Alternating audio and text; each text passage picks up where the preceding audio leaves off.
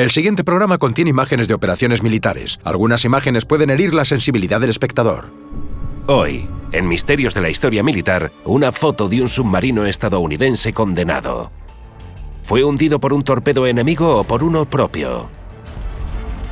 La pérdida del Scorpion es uno de los mayores misterios del siglo XX. Impresionantes imágenes de un bombardero de la Segunda Guerra Mundial explotando en el aire. ¿Qué lo derribó? ¿Fue fuego amigo o un ataque antiaéreo japonés? Sí, es una foto real de una bomba nuclear en un árbol. ¿Estuvimos cerca de bombardear Carolina del Norte? Un simple interruptor de bajo voltaje se interponía entre Estados Unidos y una posible aniquilación nuclear. Y nuestra arma secreta de la semana, algo revolucionario y letal que vuela 7 veces la velocidad del sonido. Este misil podría llegar a Estados Unidos en cuestión de minutos.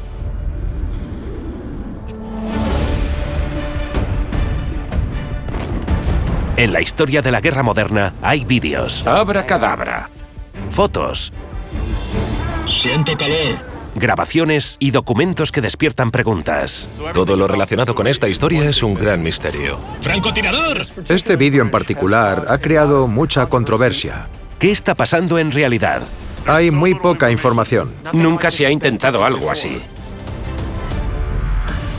Aquí es donde entramos nosotros. Nuestra misión es investigar las imágenes y sonidos más extraños del campo de batalla. Esta foto me deja alucinado. Puedes imaginarte lo terrible que debía de ser. Lo analizaremos todo con expertos militares e intentaremos conseguir respuestas. Soy Ronnie Atkins, ex analista de inteligencia del ejército. Soy Rudy Reyes, veterano en misiones de reconocimiento. Estos son los misterios de la historia militar. Misterios de la historia militar. Hola a todos, soy Ronnie. Él es Rudy. Y estamos a punto para la guerra desde los campos de batalla hasta el fondo del océano. El USS Scorpion fue uno de los 2 únicos submarinos nucleares perdidos por la Armada de los Estados Unidos. Así es, se hundió en 1968 y la pregunta es, ¿por qué? ¿Fue un accidente en tiempos de paz o fue un ataque? En el fondo del Océano Atlántico, 500 millas al oeste de las Islas Azores, estas espeluznantes imágenes marcan la tumba acuática del USS Scorpion y su tripulación. En esta foto se puede ver la vela del submarino arrancada. ¿Cómo acabó el Scorpion a 3.000 metros bajo el agua? El misterio comienza el 27 de marzo de 1968 en Norfolk, Virginia. Esposas, amigos y familiares se reunieron en el muelle 22 de la estación naval de Norfolk, esperando ansiosamente el regreso del Scorpion.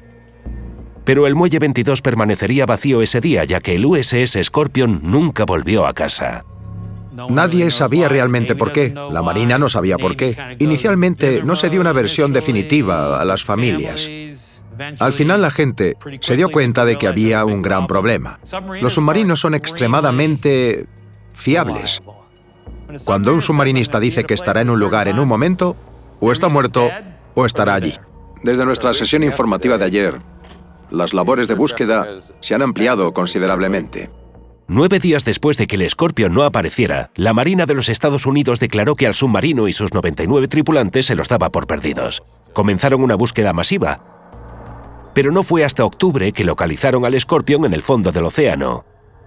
Al menos lo que quedaba de él. ¿Qué pudo haber causado tal devastación? Los rumores empezaron a salir a la superficie. Cuando se trata de por qué se hundió el Scorpion, no faltan teorías que pretenden explicarlo. Los Scorpion son lo que se conoce como la clase de submarino Skipjack. Introducidos en 1959, los Skipjack siguieron siendo los submarinos más rápidos de la Marina de los Estados Unidos hasta mediados de los 70. Pero la clase Skipjack fue verdaderamente única por el diseño de su casco en forma de lágrima. Desplazó la sala de torpedos un poco hacia la popa del barco, lo que le permitía disparar torpedos en diagonal desde los lados. Y eso interferiría menos con el sonar del submarino. El Scorpion disparaba torpedos Mark 37, que eran letales para casi todos los barcos, excepto para los más grandes. Entonces era rápido, era sexy, era letal. Pero la pregunta es, ¿por qué se hundió? El análisis. Casi 25 años después del hundimiento del USS Scorpion, la Marina finalmente desclasificó su explicación oficial. Según este informe del Tribunal de Investigación Naval de 1968, la explicación más probable fue que el Scorpion fue hundido por uno de sus propios torpedos. El Mark 37 por algún motivo se activó en su tubo.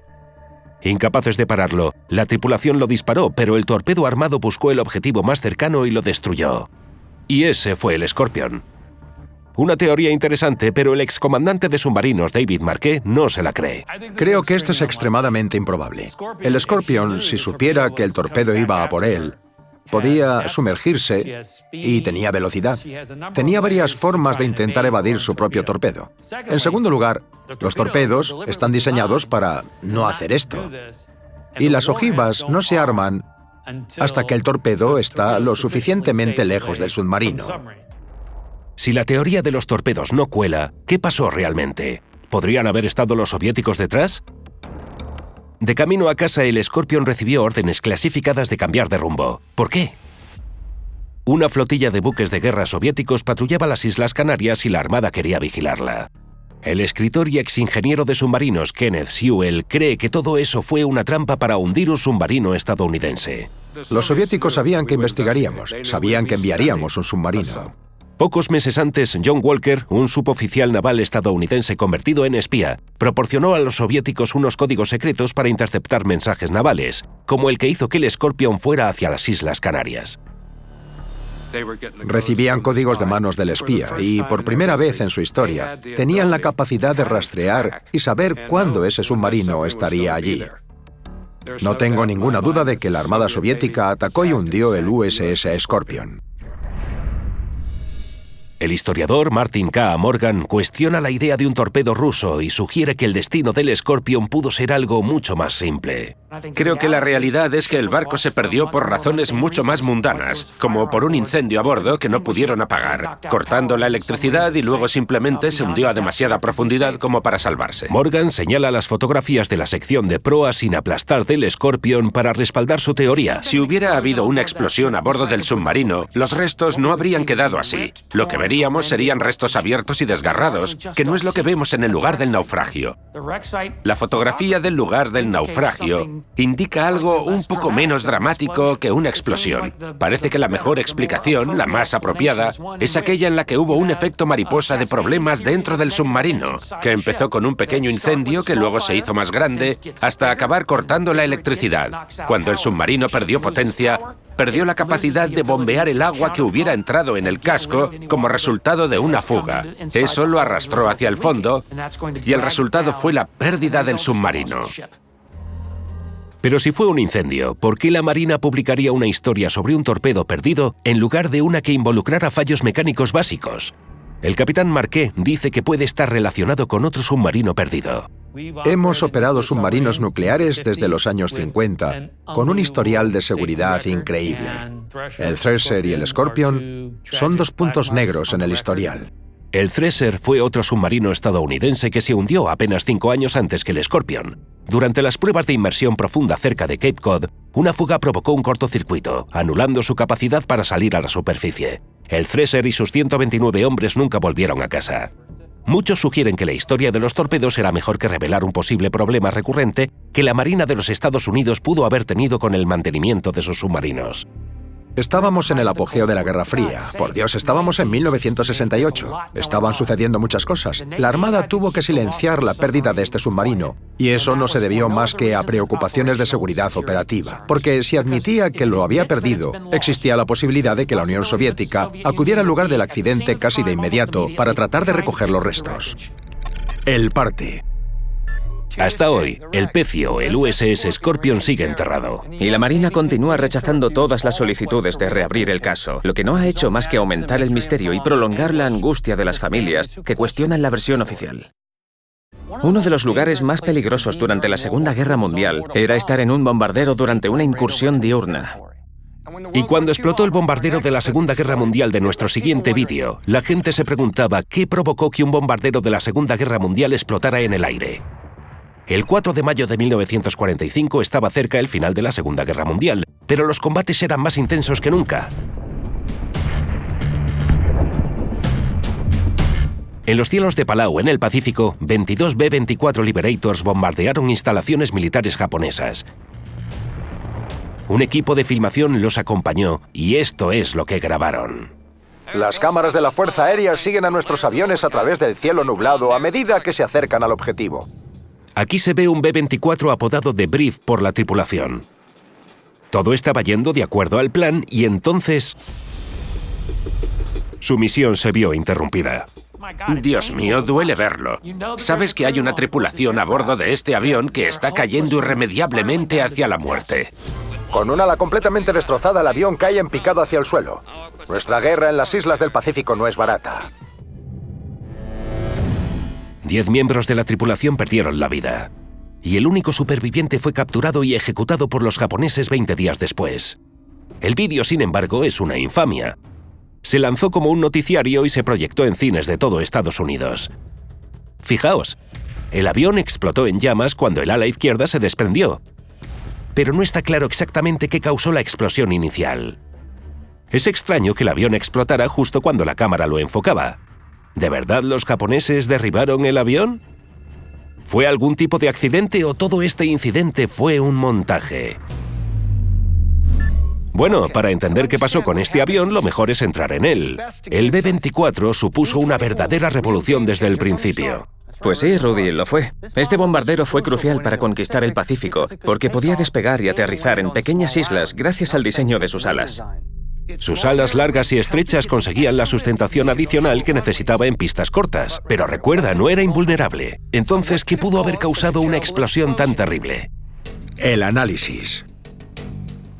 Abordemos primero la teoría más escandalosa planteada por algunos en Internet. ¿El Departamento de Guerra organizó este incidente como un acto de propaganda? Los nazis acababan de rendirse y algunos en las redes sociales modernas han afirmado que era un truco para mantener al pueblo estadounidense comprometido para poner fin a la guerra con Japón. Estados Unidos utilizó esto para una campaña de relaciones públicas. Fue algo muy significativo en los Estados Unidos. ¿Nos lo creemos? De ninguna manera. Es imposible que destruyamos un avión tripulado por 10 de nuestros propios héroes estadounidenses. Y además, existen teorías más viables. El exaviador naval Ward Carroll ofrece una que ha ganado cierta popularidad. Solo hay una explicación para lo que acabamos de ver.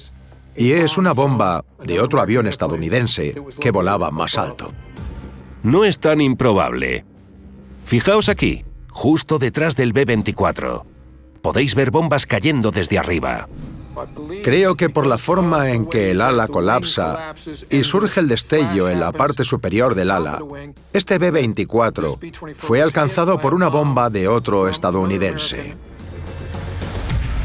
El historiador Martin K. Morgan no está de acuerdo. Dice que las imágenes contradicen la teoría del fuego amigo.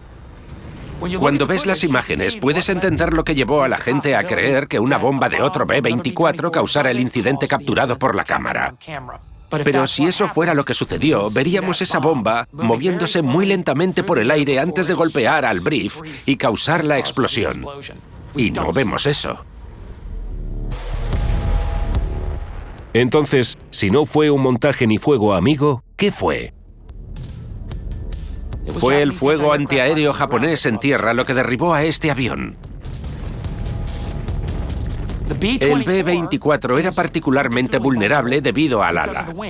Le daba al avión mucha sustentación, y eso es lo que hacía que el B-24 fuera un arma tan importante en la guerra. Pero tenía que ser larga, ser alta y tenía que ser ligera. Eso hace que el avión sea un poco más vulnerable. De hecho, el B-24 tenía fama de ser un creador de viudas. Más de 80 de ellos se perdieron por fuego antiaéreo en un solo ataque en Europa. Y Morgan, que estudia el armamento de la Segunda Guerra Mundial, dice que lo que estamos viendo aquí es exactamente lo que sucede cuando un ala de aluminio es alcanzada por fuego antiaéreo. Es claramente un impacto antiaéreo. Los proyectiles antiaéreos vienen desde abajo y lo impactan. Y ten en cuenta contra qué impactan. El aluminio cede muy rápidamente. Se lleva un buen golpe directo. En la superficie inferior del ala puedes verlo explotar. Y eso es todo el combustible que comienza a derramarse, por lo que de repente surge este fuego. El parte. Vale, ¿qué opinas? Bueno, Ronnie, el B-24 tiene una piel tan fina que creo que probablemente fue derribado con fuego antiaéreo. Sí, estoy de acuerdo. Y como sucedió justo cuando la cámara lo tenía bien encuadrado, todavía estamos hablando de ello. Ronnie, ¿qué da más miedo? ¿La idea de un accidente que involucre armas nucleares o el hecho de que haya habido tantos accidentes de este tipo? Bueno, la siguiente historia trata cuando nuestras propias armas nucleares cayeron sobre Carolina del Norte. La gente se preguntaba, ¿estuvimos cerca de bombardearnos con armas nucleares?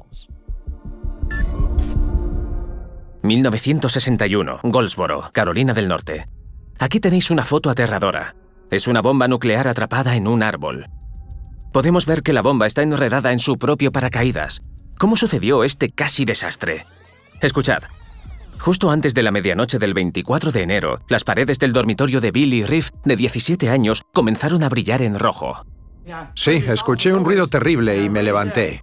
Mi madre lo escuchó y se puso a rezar tan fuerte como podía. Pensó que era el fin de los tiempos. Billy corrió hacia su porche. En el cielo nocturno vio llamas cayendo hacia la tierra. Todo Goldsboro parecía estar en llamas. En menos de 15 minutos, se acercó un helicóptero con un gran foco diciendo: «Evacúen, evacúen, evacúen ahora». Las unidades militares acordonaron el área mientras Billy y sus vecinos huían aterrorizados. Nadie pudo dormir esa noche, todos nos quedamos despiertos. Ahora sabemos que fue un accidente que involucró a un B-52 Stratofortress, un bombardero pesado que recibe el sobrenombre de GGF, grande, gordo y feo. En 1961, estos aviones nucleares fueron una parte clave de algo llamado Operación Bóveda Cromada. Era una precaución durante la Guerra Fría que exigía que una docena de bombarderos B-52 con armas nucleares estuvieran en el aire las 24 horas del día, los 7 días de la semana. Si los soviéticos lanzaban un ataque nuclear, el B-52 ya estaría en el aire y podría responder con fuerza. El bombardero B-52 era perfecto para esa misión. Con una capacidad de carga de 30.000 kilos, podía transportar estos pesados dispositivos nucleares y volar durante largos periodos de tiempo.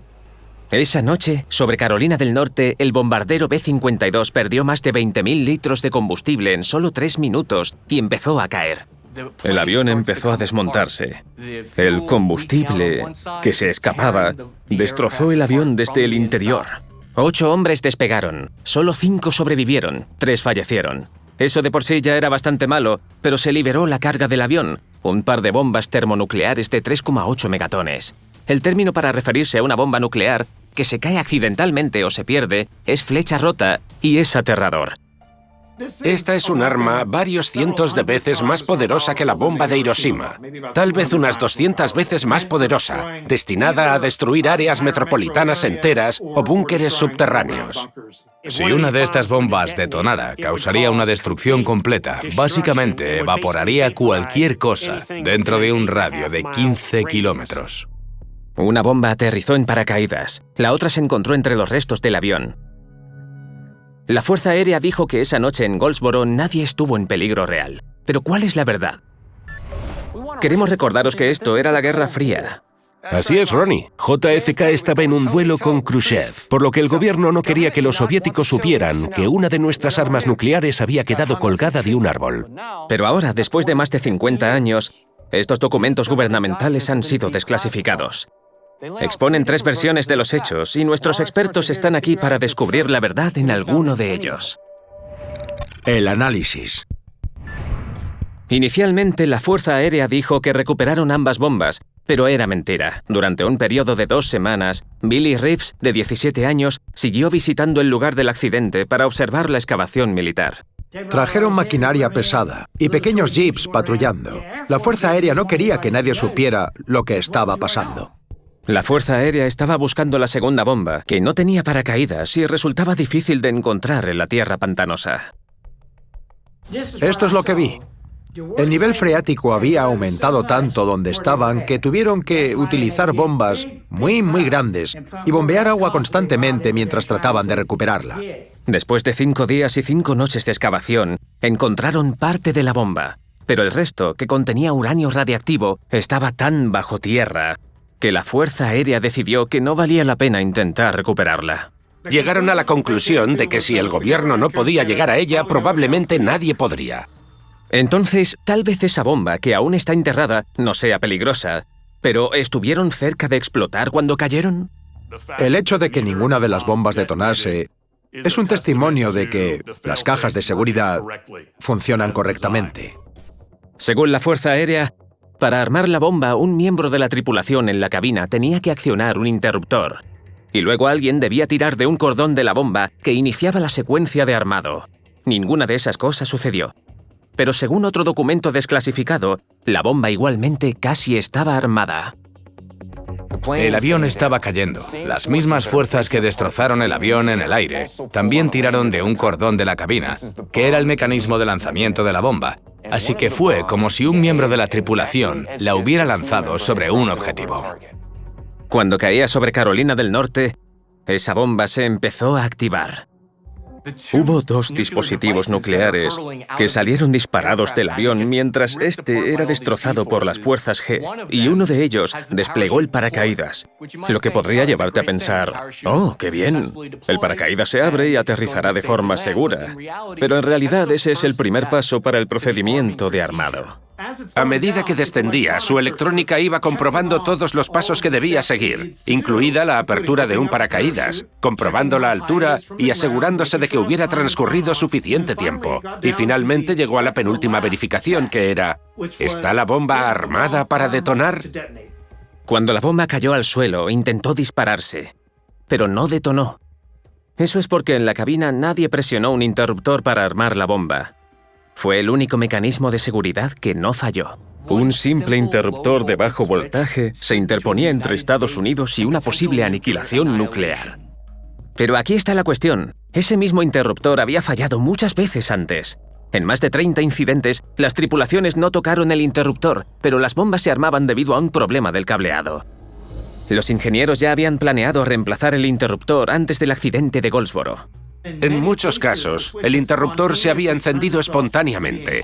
Afortunadamente, esto no sucedió en este caso, pero si ese interruptor hubiera fallado, el arma habría detonado a máxima potencia. La Fuerza Aérea de Estados Unidos lo mantuvo en secreto porque no querían que el público supiera que habían estado a punto de detonar un dispositivo nuclear en su propio país. El parte.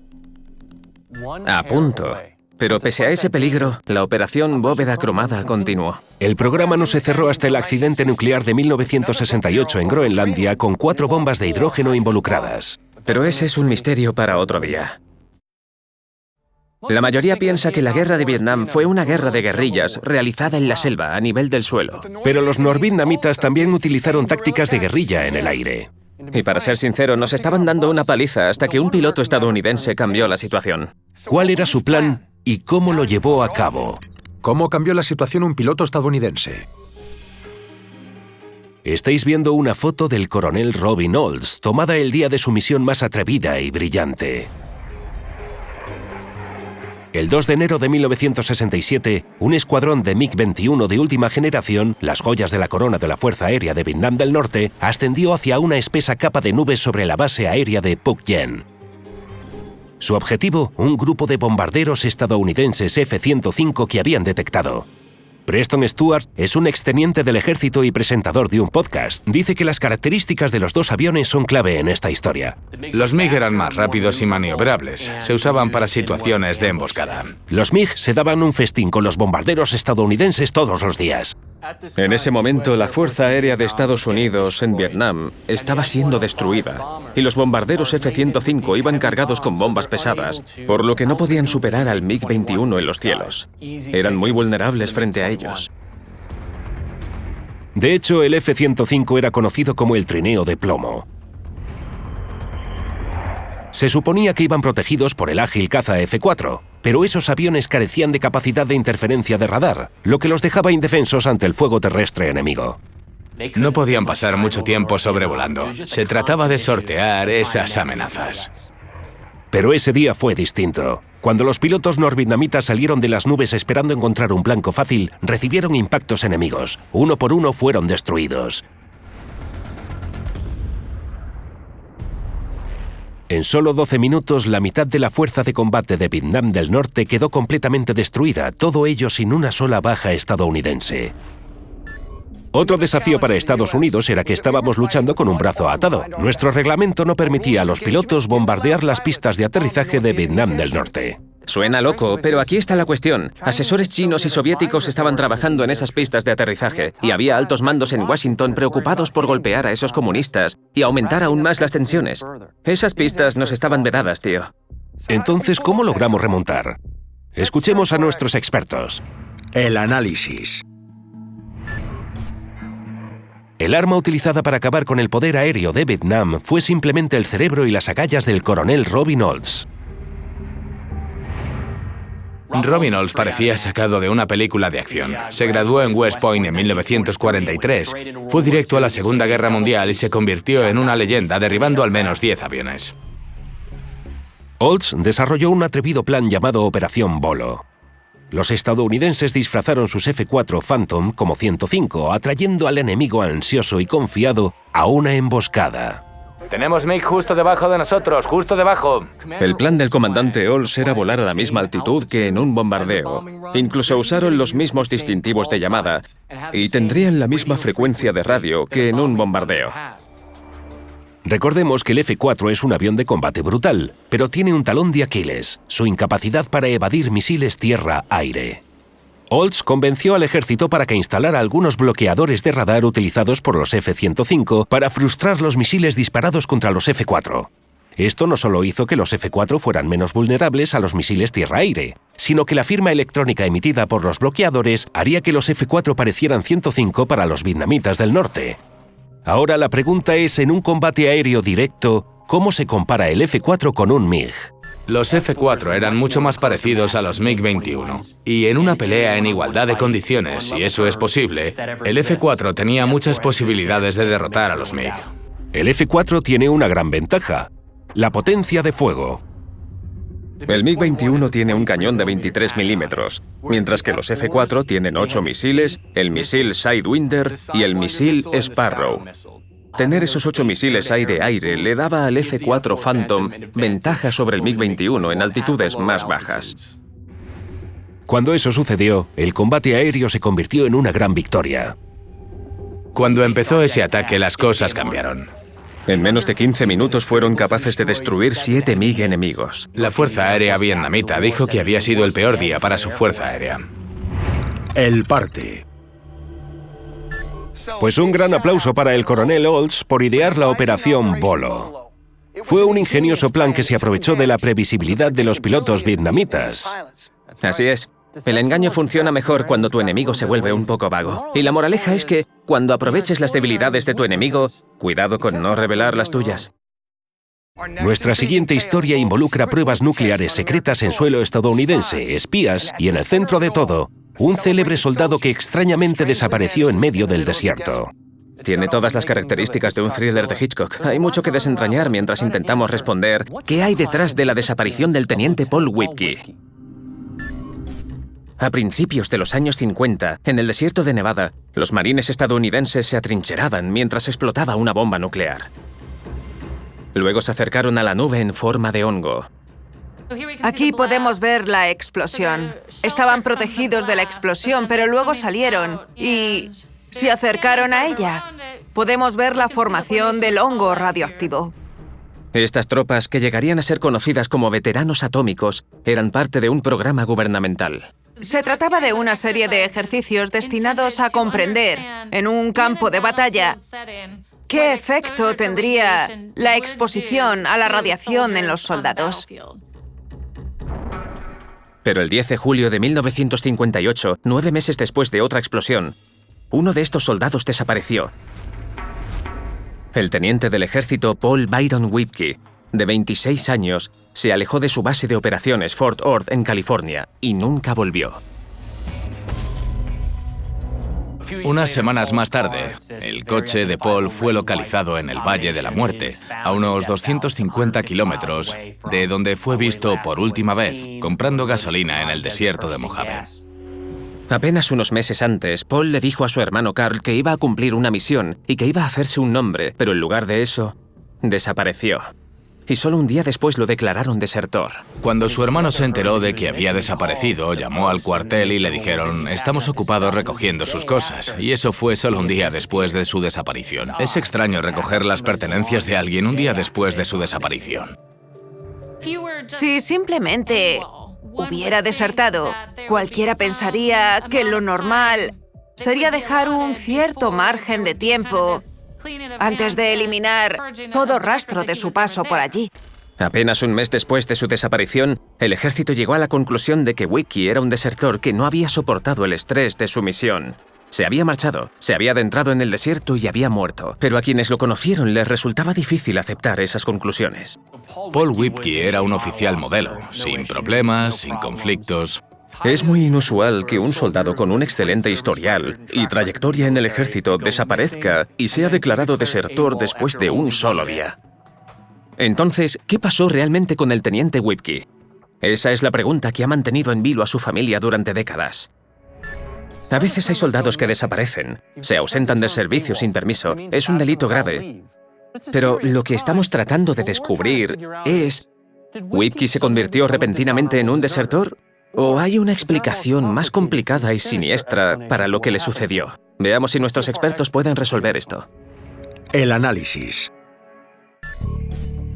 Un rumor que circula dice que Whipkey era un recluta ultrasecreto de la CIA. Un compañero soldado informó haber visto al teniente Whipkey teniendo reuniones clandestinas con 2 hombres de inteligencia del ejército. Su hermano Carl creía que Paul había sido reclutado para un ejército de inteligencia en misiones ultrasecretas del avión espía U-2. ¿Whipkey acababa de convertirse en un espía de la CIA? Ciertamente es plausible la idea de que, dado que la misión era altamente secreta, él se hubiera cruzado con la CIA y parecía ser un buen candidato. ¿Y qué es una buena historia de espías sin un misterioso fumador empedernido? Paul no fumaba, pero por algún motivo encontraron su coche con un montón de colillas alrededor. Eso aumentó la confusión sobre lo sucedido. El exsoldado de infantería Chris Capeluto no se cree la versión del agente secreto. Que fuera reclutado por la CIA realmente no tiene ningún sentido. Se le estaban cayendo los dientes y médicamente no era apto. Los dientes pueden ser una pista. Whipkey voló un avión de observación durante 5 misiones con bombas atómicas y estuvo expuesto a altos niveles de radiación. Poco después de la participación de Whipkey en estos experimentos, supuestamente le salieron lunares negros y verrugas en la piel. Y unos meses después tuvieron que extraerle todos los dientes. ¿Era posible que la desaparición de Whipkey fuera un encubrimiento relacionado con estos horribles experimentos humanos? Eran ejercicios militares. Estuvo involucrado en pruebas clasificadas, secretas, y Estados Unidos trataba de mantenerlo controlado, así que existe la posibilidad de que pensaran que tal vez fuera algo inestable y estuviera pensando en compartir esa información con alguien. Habría sido de gran valor para un adversario. Por supuesto, también debemos considerar la explicación más simple y menos dramática. Esta teoría postula que el teniente Whipkey efectivamente desertó, pero se le estropeó el coche en mitad del desierto y cuando fue a buscar ayuda simplemente murió de calor y sed. Cuando comenzó la búsqueda no quedaba nada de su cuerpo por encontrar. Pudo haber muerto. Es decir, parece completamente posible que alguien pueda morir en el desierto, en el Valle de la Muerte. Se llama así por alguna razón. La teoría del accidente es la que parece la más plausible. Su punto débil es que deja muchos cabos sueltos. Los cigarrillos inexplicables encontrados junto al coche, el mensaje al hermano, las acusaciones de reuniones extrañas con la inteligencia del ejército y la limpieza apresurada de la habitación de Whipkey. La idea de que fue un accidente y que simplemente falleció es muy práctica, pero no se ajusta al patrón de los hechos. En 1982, después de décadas insistiendo, el hermano de Paul, Carl, consiguió que la Junta del Ejército para la Corrección de Registros celebrara una audiencia de 3 días sobre la desaparición de Paul Whipkey. La Junta determinó que el teniente Paul Whipkey murió en el desierto el día después de su desaparición y que su ausencia no autorizada era inevitable, por lo que su muerte fue en cumplimiento del deber y no debida a una mala conducta. Eso es muy importante para el legado militar de Whipkey. Es mucho más honorable pasar de una deserción a morir en cumplimiento del deber. El informe oficial dice que no hay registro de que Whipkey haya estado involucrado en actividades de inteligencia y sugiere que lo más probable es que vagara solo por el desierto y muriera. Lo que te hace preguntarte, entonces, ¿por qué fue en el cumplimiento de su deber? El informe no lo responde y solo afirma que los acontecimientos de la desaparición de Whipkey son misteriosos e inexplicables. El parte. Ronnie, ¿qué opinas de un soldado que deserta? Bueno, nunca nadie en mis unidades se ha ausentado sin permiso. En lo que respecta al teniente Whipkey, me inclino a creer que no fue más que un accidente. Su coche se averió, fue a buscar ayuda y murió en el proceso. Soy de la misma opinión. Se perdió y no pudo encontrar ayuda. Probablemente murió accidentalmente. Es el momento de la sección de armas secretas de esta semana, Rudy, y este es un posible punto de inflexión. Tienes razón, hermano. Ha habido mucho revuelo en los últimos años con estos pepinos. Rudy se refiere a los misiles hipersónicos de Rusia.